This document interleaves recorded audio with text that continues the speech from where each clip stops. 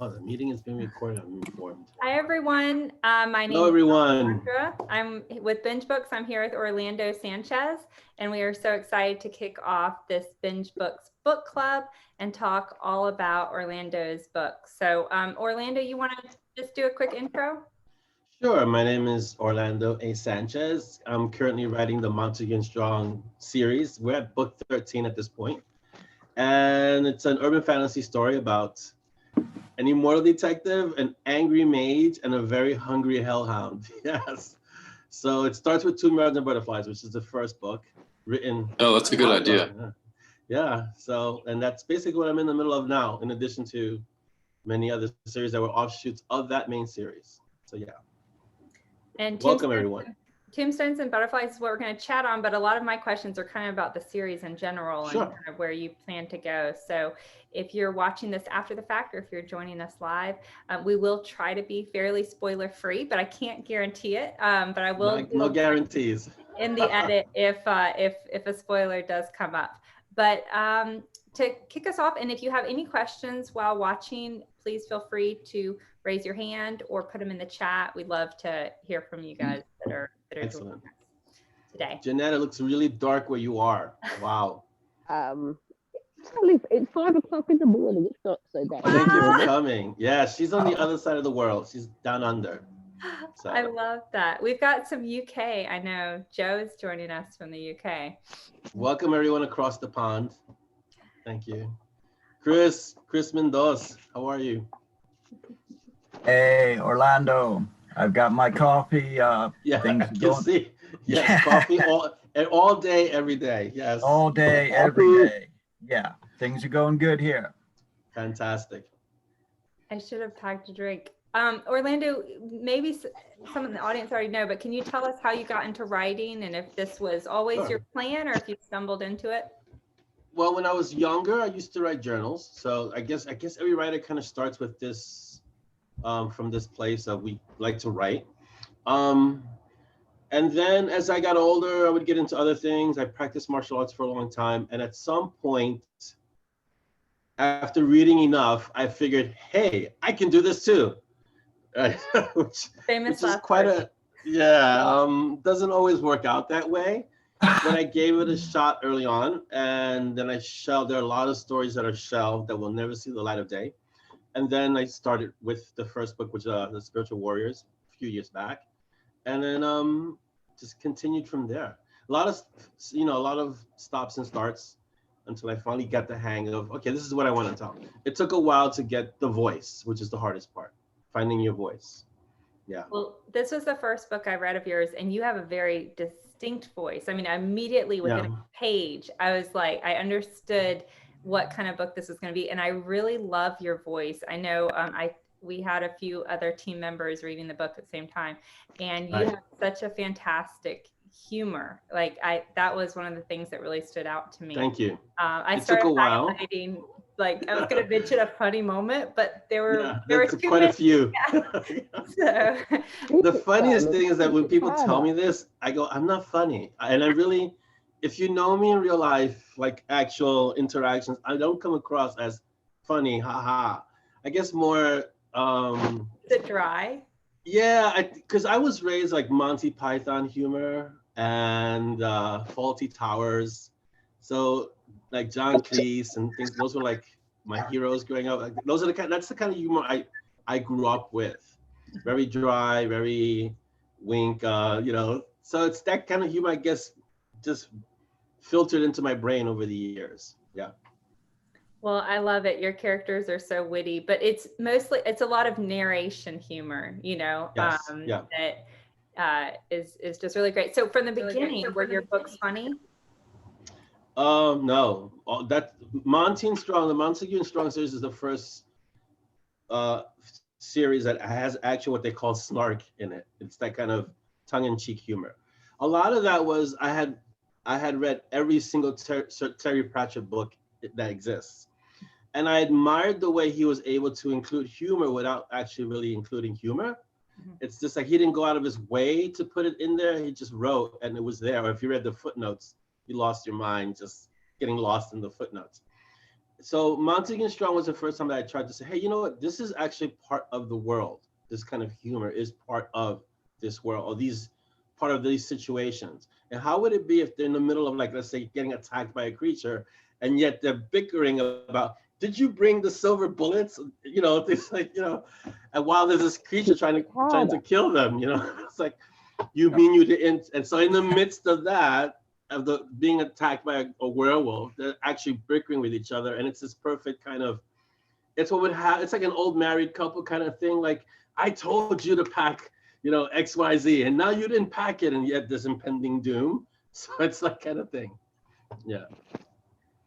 Yeah, when Monty, like, when he thanked Monty for not incinerating him, you know, while they're, Well, it's a whole different sensibility also, because with Monty, who's English,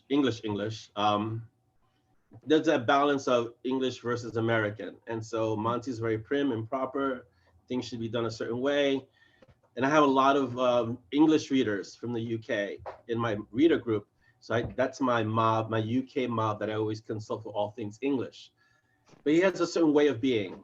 And Simon is very American. And so he's very brash. He's like, let's just go and do this. And Mike's like, maybe we should prepare first. Let's check out what the risks are, you know? And Simon's like, no, let's just go do it. And so it's that kind of paradox between the two of them, that push and pull between the two. Yeah. And I'd say, go ahead. And I would say that, that even that first book, that humor between the two when they're hunting, I have had literally that same humor with my buddies in years past out deer hunting. It's real life humor that comes across. Yeah, it is. Whatever Exactly. this situation is. Yeah, it's real life. Right. I didn't want it to feel forced. It's not forced humor. It's the kind of humor where you have really good friends in a dangerous situation, and then they'll bring something up that it's like, are you kidding me right now? Do you see what we're dealing with right now? You're gonna bring this up now? Okay. Yeah, seriously.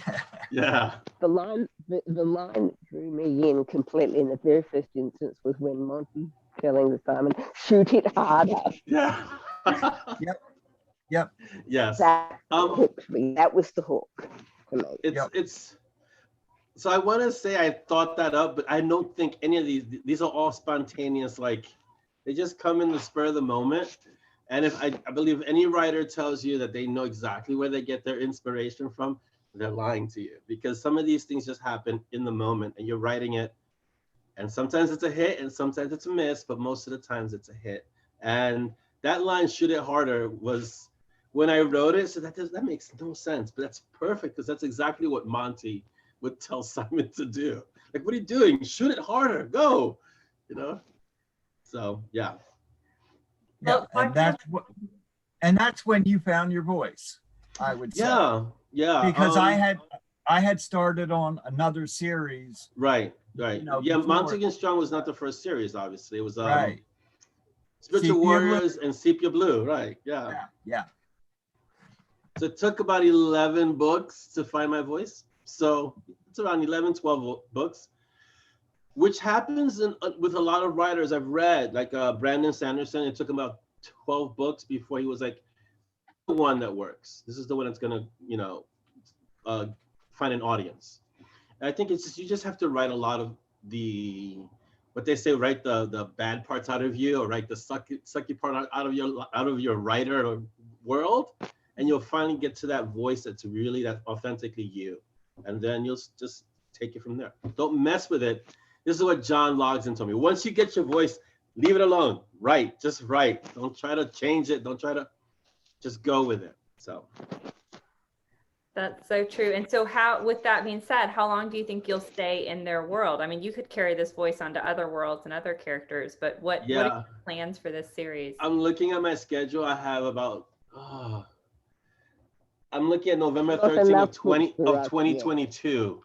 So there's a few books, about 30 some odd books that still have to be written. We still want more. Quite a while, yeah. What was that, Jeanette? We still want more. We're greedy. Yeah. I have slated now, outlined until October 2022. Yeah. I think that was a question I did want to ask. How did you get to sort of envisaging that far ahead? Because their world is so I wanted to start out with a world that was deep. I realized early on, even at Tombyards and Butterflies, probably because of Sepia Blue and Spiritual Warriors, I didn't want to jump from world to world. I wanted to have one world that I could explore. So I created a world that naturally allowed for extensions. That's why you can see that you have Division 13 in there. You have a whole bunch of different offshoots. You have the Damned in there. There are a lot of stories that come out of the Montague Strong world. Like I've always said in the mob, Montague and Strong are the tree, and they have a lot of branches.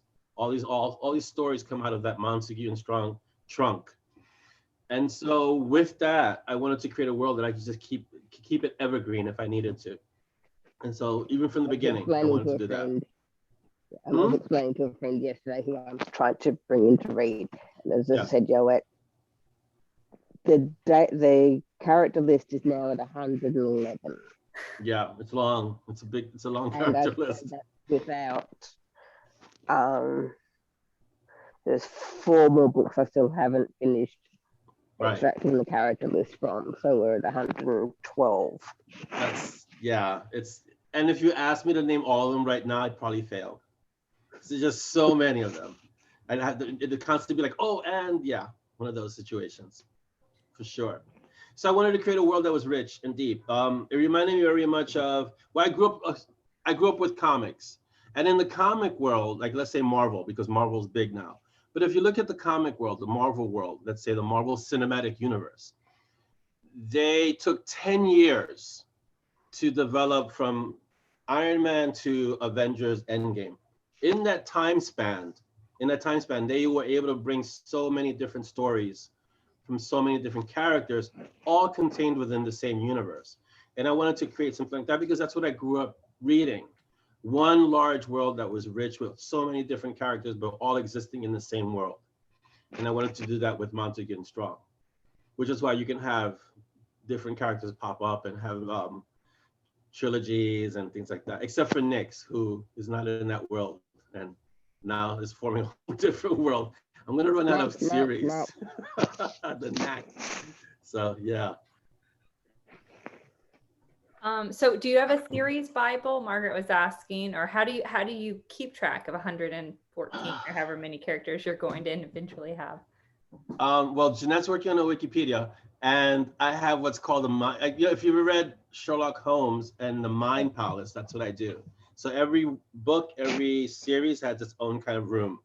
But a series Bible, I also have a series Bible with notes. So it's kind of a combination of different things, but I try not to get them confused. My readers will let me know if I got them confused, for sure. It would be instantaneous. No, this doesn't work. So. And you said you plotted out, so you are a plotter. You're not these books. I don't pants. I tried the first book I ever wrote. I pantsed. It was a 73,000 adventure, 70,000 word adventure. And after that book, I said, no, I need to write some sort of outline. So I kind of have what I call a loose outline. I plot the story out loosely, and I use that as a roadmap to kind of write the story. It allows me to go off on tangents, but I don't get lost. Whereas if it's just, I'm going to write by the seat of my pants, which again, some people can do that and really write amazing stories that way. That's not me. I need to have some sort of map that I can go off and kind of explore areas and then come back to the map. That's what works for me. But I know people who just discover the book as they write, and then they write amazing books that way too. So I think either way works, as long as it works for you. But for me, I need to have some sort of outline. Yeah, I read Larry Brooks, so I don't plug his book here, but it's Story Engineering by Larry Brooks, and it's kind of a deep dive into structuring a story. So I kind of read that and really learned that, and he's really good at giving you the structure of story, not just a specific story, but just story in general. So I use that as a template to kind of create my own outline. So this is a bit of a off question, but it was submitted by John Ott. If I can see, he joined us. He submitted in the group. Okay.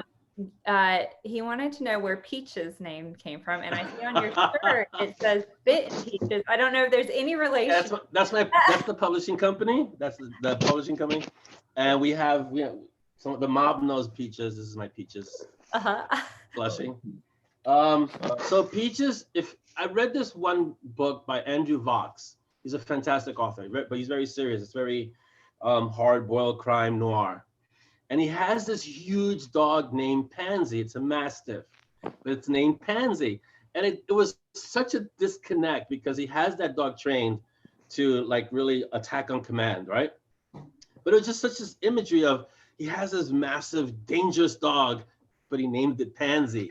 I said, I need to have something like, I need a dog that's something like that gives that kind of feel. And so I had a hellhound. And what kind of name would you give a hellhound? You wouldn't call it, you would expect it to be called something like Devastator or something. So I said, let's just name it Peaches, because that's just such a disconnect. It's gonna throw things off. And so it makes you think. And Peaches is a great name for a hellhound. The line in the book that's going to keep me coming back for more is, and I'm paraphrasing because you didn't actually write it this way, but peaches, as in the fruit, but not as sweet. Just exactly. And Simon has what you call a thing about his name. So you'll notice in every book, they'll call Peaches a creature, a beast. He says, no, his name is Peaches. Get it right. So it's a whole thing with Simon about making sure that his name is, that people know his name is Peaches. And that's because it goes back into the story how names have power. And that's a whole thing within the story. So that's why he always emphasizes Peaches' name. But yeah. And yet he refers to him internally as everything from Schoolmaster to Spoiling McSpoil. Say again, Jeanette. And yet when his internal monologue is always, the Sprawl Master. Yeah, he never calls, right? He calls him the Sprawl Master, the Black Hole. He'll call him everything but Peaches, my hellhound. But he won't call him Peaches. But he makes sure everyone else, calls him Peaches. Yeah, he's not a demon dog. He's Peaches. No, not demon dog. Peaches. Yeah. I've got another question, Orlando. Sure. Calling from Northern California. I have a good friend in Northern California. Not Northern California, but go ahead. Yeah. Yeah.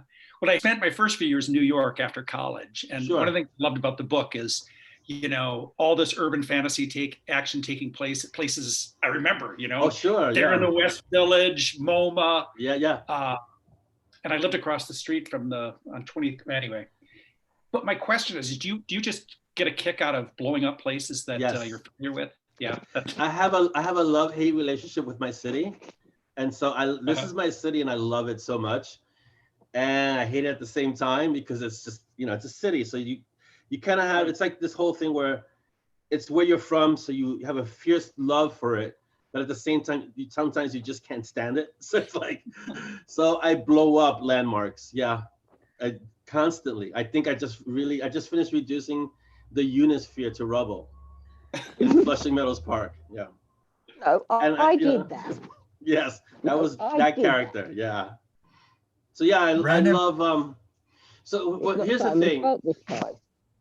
A lot of my readers aren't from New York, and I wanted to be able to convey, as it's always been said, New York in itself is a character, right? It's such a great city that it's a character unto itself. But I wanted to have Simon and Monty and Simon go through the city and not just run through city streets. I wanted to have the reader get a feel of the city that they're in. But at the same time, I wanted them to cause havoc and destruction while they were there. And what happened, if you read the books in succession, their reputation starts to precede them. And so when people see them coming, it's like, oh, okay, I just renovated this place. So could you really just keep the destruction to a minimum because we just had this place done? And that starts to become this recurring joke in the store, in the books, as long term. You start saying, oh, you two, okay, look, we just had the place done. Can you really just keep the destruction to a minimum? And so, but I wanted people to get the experience of New York. And people have said, wow, I looked up the place you described, and it's exactly as you described it. And I always try to be authentic about that, where if I describe a place in New York, it's either a place I've been to which is most of them because I lived in the city for my whole life. Or it's a place that I wanted to go to and I know of it really well, and I'll do my best to describe it in the city, in the book, as well as possible, and then blow it up. So taking apart historic landmarks, or do you name real, like the smaller places, like restaurants that they eat at? Yeah. I'm not familiar with New York, so I didn't. Yeah, I try to be careful. I try to be careful because some people get very sensitive about copyright things, and so I try not to portray anything negatively. Yeah. But some places are such well-known places in New York that they're known because they're in New York City. Yeah. And so I'll name them by name, and if you read the book and you go to this place, you'll be like, oh, okay, I get it. But I also create places, like I created a place inside Grand Central Station or Grand Central Terminal, which is Piero's Restaurant, which is really the location of Cipriani's. But I'm not going to name Cipriani's because Cipriani's is a very well-known restaurant, and I don't feel like getting into any legal issues. So I just placed a restaurant inside Grand Central Terminal, but it's modeled after the actual restaurant, which is Cipriani's on 42nd Street. So I'll do things like that. I'll transpose places and give them their own name, create them. They'll be totally fictional, but they're in places that really exist. Yeah, like Masa's a real place. So Masa's a place, is a restaurant, which is wow, it's very high end. And so when Simon or Monty go there, it's like as a reward for doing something because it's such a great place. So things like that. But most of the time, it's creating a fictional place or a place that's so well known, like let's say Peter Luger's. This is a fantastic restaurant in Brooklyn. And I can name Peter Luger's because they're world known. So things like that. And as long as I don't portray the place negatively, I'm okay. Yeah. Because then they don't feel like it's a hit against who they really are as a business. Like the coffee that Simon drinks, Death Wish, I actually had to get permission from Death Wish Coffee, which is a real coffee company. And they said, as long as you don't portray us in a negative light, you can do whatever you want with the coffee. So I reached out to them and said, listen, I want to put this in my book and I want him to drink Death Wish, and they said, fine, go for it. And so it's things like that. Yeah. Yeah, and reading the books, I mean, I've been in Missouri now for 30 years, but I grew up in Jersey and know New York. Okay. And even though he's describing a imaginary place in his world, I can tell exactly where he's talking about in New York from his description. It comes across. What's up? LD's here. Hey, LD. Cool. How's everyone doing? Hey, hanging in there. How about you, man? What's his name? Now I've got a visual for LD as well. Yeah. Oh, that's a visual you'll never get out of your head. No. Oh no, because one of the things I'm doing is noting the nods to people within Orlando's circle. And I love it's going to become a mob binge books talk eventually over time. If you let this go on long enough, this will just become all the mob readers. Yeah, pretty much most of the mob is here, as I'm saying. You know, we got a chat going on over here on the side. Sorry to interrupt your show. Go ahead and talk. Go ahead, Alessandra. What does MOB stand for? Mages of Badassery, which is what the reader mages okay. of Badassery. So that's what the reader group is called. Yeah. No wizards. We are mages. Yeah, you gotta be a mage. No wizards. Yeah. Wizards have to have pointy hats. Yeah, exactly. There you go. And little wands. We don't do that. Sorry. Yeah. No, we don't. We do. No we pointy do the hands, no hand wands. But we do have fragile egos. Remember, I mean, yes. Simon keeps poking through our fragile egos. Mages have fragile egos, right? You can push the buttons easily, as Simon will tell you. Yeah. Could I ask about that, Alessandra? I was curious about that, Orlando. Did it take you a while to sort of become immersed in the fantasy universe? Like, did you have to learn the rules of the road, the tropes? Did you make mistakes along the way? And they said, no, you can't do that, you know? Well, I grew up reading Tolkien, I think as many of the writers in this fantasy, in urban fantasy or in this genre did, right? I grew up reading Tolkien, Heinlein, Asimov. You talk about, I ran the gamut because I was very fortunate as a young child to have access to all these fantastic writers. I mean, C.S. Lewis, So I kind of already knew all the tropes, and I wanted to turn a few of them on their head. But when I created the system of mages versus wizards versus sorcerers, I wanted to make a distinction because wizards are seen as a particular way and mages are seen a different way in my world. And so that's another play on Monty's very picky about being called a wizard. He gets touchy about the subject. And so Simon every so often gets to prod him and say, oh yeah, you're just like a wizard. And like, no. And so it's like a whole, but I learned those tropes really early on because I was very fortunate enough to grow up reading all these fantastic authors. Like, you know, we stand on the shoulders of giants. And so I stand on Tolkien's, shoulders, on C.S. Lewis, on Terry Pratchett, all these fantastic authors that kind of taught and created the tropes to begin with. So I didn't really have difficulty in that sense, but with my readers, I wanted to make sure that it was clear. This is what a mage does, this is what a sorcerer does, this is what a wizard does. And I try to explain that as best as possible within this world. And so I try to be clear, so. But you still haven't answered all of our questions about sorcerers. No.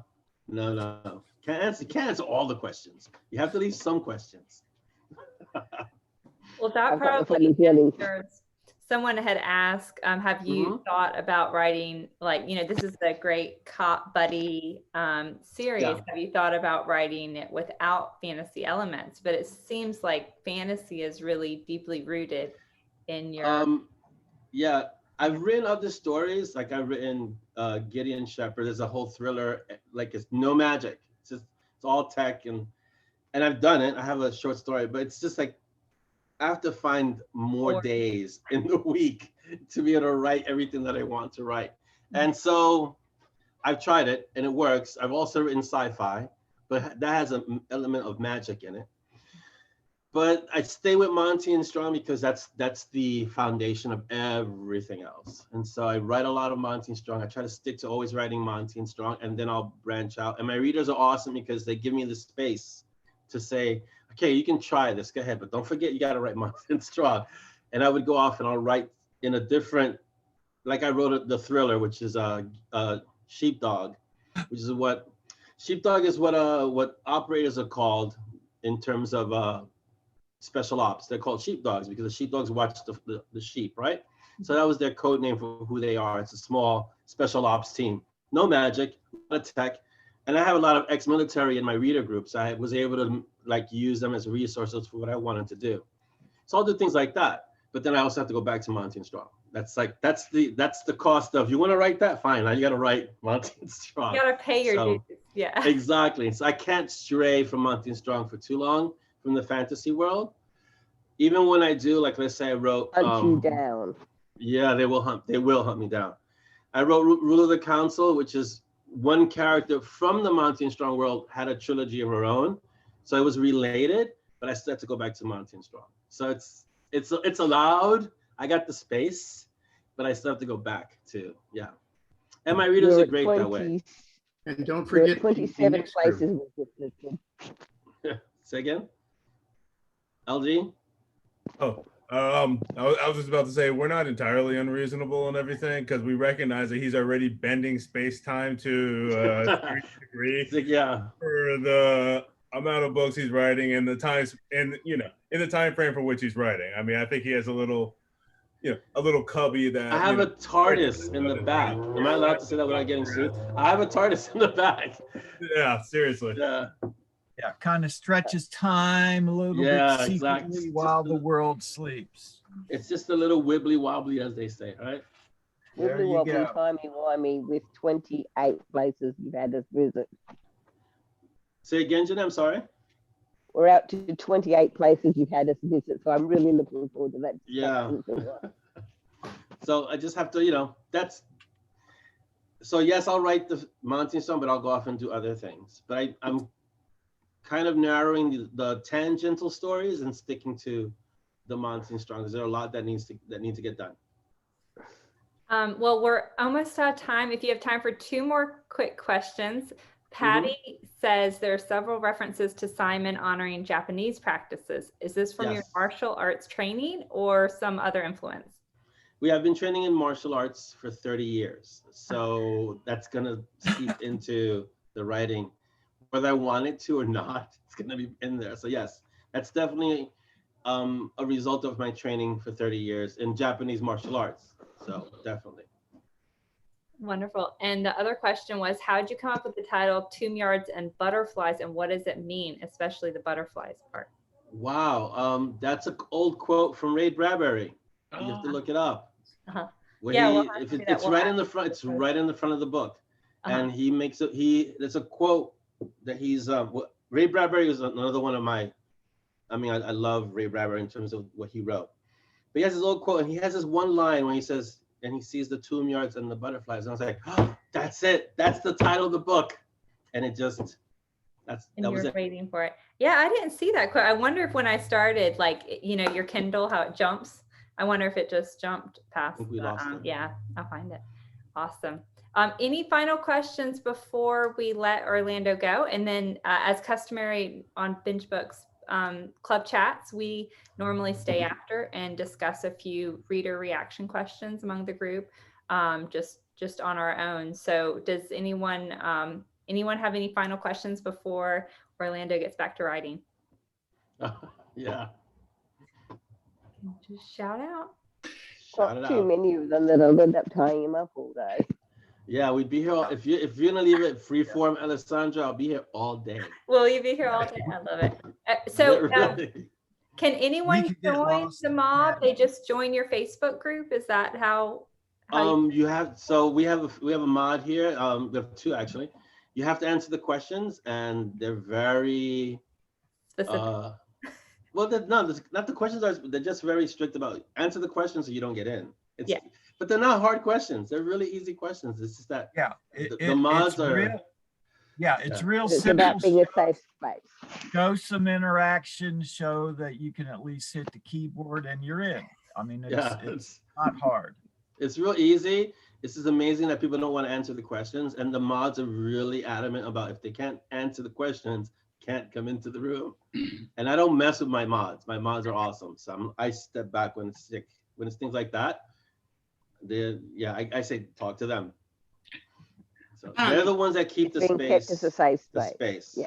Yeah. They make sure that it's a safe space. And one of the things I learned early on, before I even had mods, is that if we don't have a space where everyone can just be who they are, without any sense of judgment or being attacked or anything, then we can't have a space for everyone.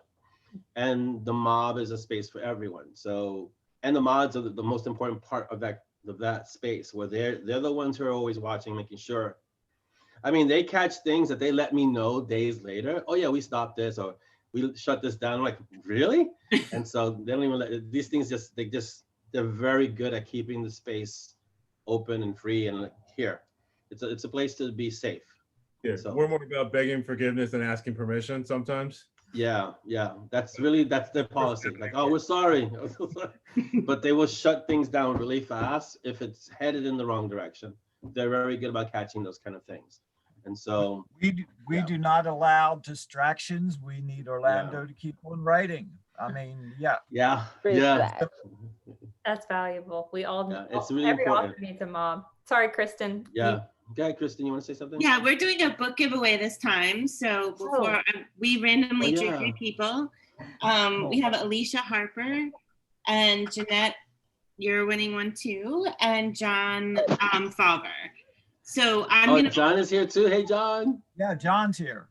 Yeah. John, I didn't see your name there. Always thought that the reason it was named you named him Peaches is because like eating a peach, mastiffs and hellhounds drool. Yeah. Oh yeah. I could go on about slinger stories, but they drool. I've met a few. I have a friend who doesn't live too far away who has a real peaches, real life peaches. It's a Cane Corso, which is the breed he's fashioned after.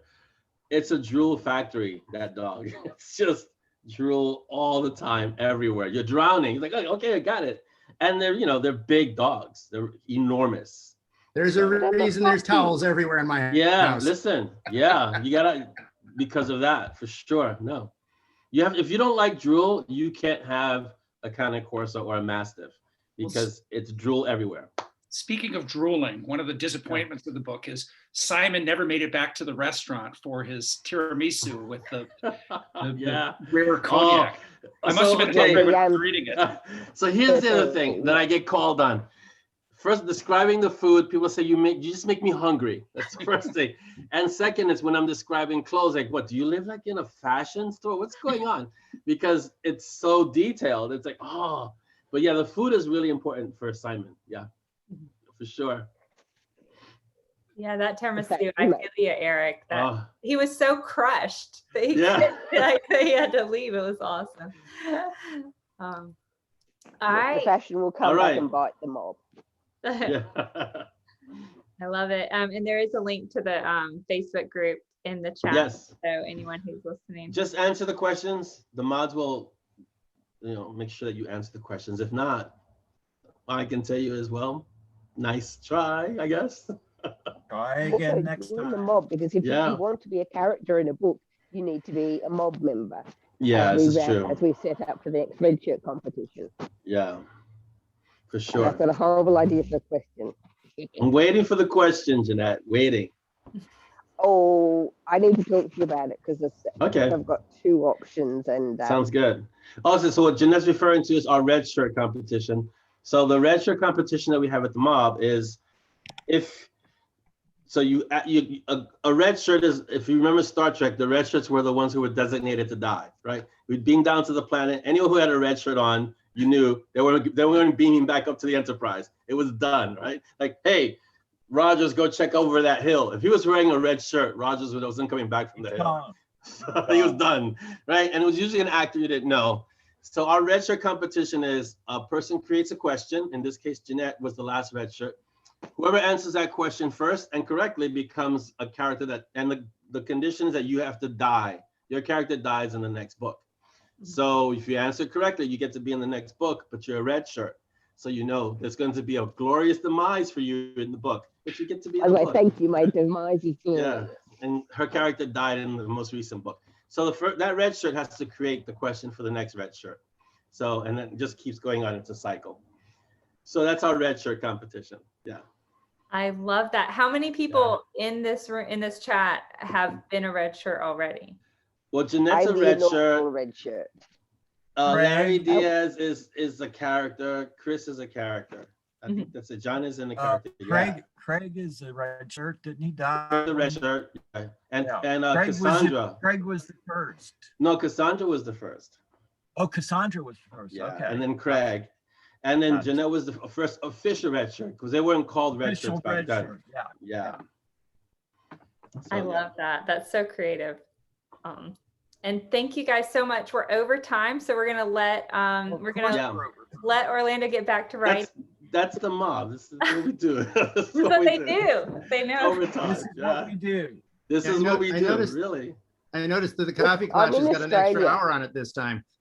No, I changed it. I updated it. It's not. I put 11:30 to 2. It's 11:30 to 12:40. I changed it back. Like no. It's 2 o'clock. Yeah. It was a minor time warp, John. I think so. I had to adapt for the space time, to make sure it worked. Yeah.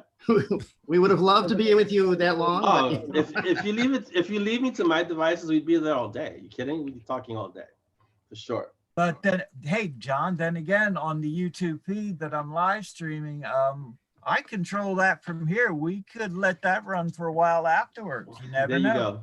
He's the technomancer. So there you go. There you go. You might hang out on YouTube and find out some special things you don't hear in the mob. That's right. We'll have to work on that. That would be awesome. I come in from Australia, so for me this is actually a really great day. Actually, just say hello, Orlando. I just loved what you did with my character. I'm still squeeing over her. It's like you created. I think she had a good death. Yeah, she had a really good death. Yeah, it's a good character. Yes, unfortunately, my chances of actually getting to talk to Orlando and all the more directly is a bit limited. It's a lot of fun. That I'm down the bottom end of the world. All right, so I exit. So it's I'm out. Yep. You sign out and you're good to go. Thank you so much. We'll send you the link. Thank you everyone for being here. Thank you, guys. Thank you, Orlando. Bye, guys. Thanks, Orlando. It was fun. Bye, guys. Orlando. It's awesome. See you guys on We'll Friday. see you on Bye. Friday. Yeah, I'll see you on Friday. Bye. And Saturday morning. anyone who wants to need- stick around, we have a few questions that we normally ask the group and just discuss the book. It's completely optional, so feel free to stick around or get along your day, but we will be also sharing the video of this chat on Facebook, BingeBooks, and YouTube on Wednesday. So if you jumped in late and you want to catch the beginning, by all means. But I will turn the mic over to Kristen. Do I normally turn it over to you, or do I ask questions? No, Okay. I Yeah. usually jump in, and I'm changing the order of the questions I ask because I love this group. I'm most curious, what is everyone's favorite character in this book? Peaches. It's the same answer whether it's this book or the entire series. It's Peaches. Yeah, Okay. life is neat. What can we say? That's the demise. If it was part of the story, you could understand. You could be sad. You could be part of the story. Anything happens to Peaches, there'd be a riot. You We'd go John Wick on Orlando. yeah, it's Prometheus well. We would go John Wick on Orlando if you did anything to Peaches.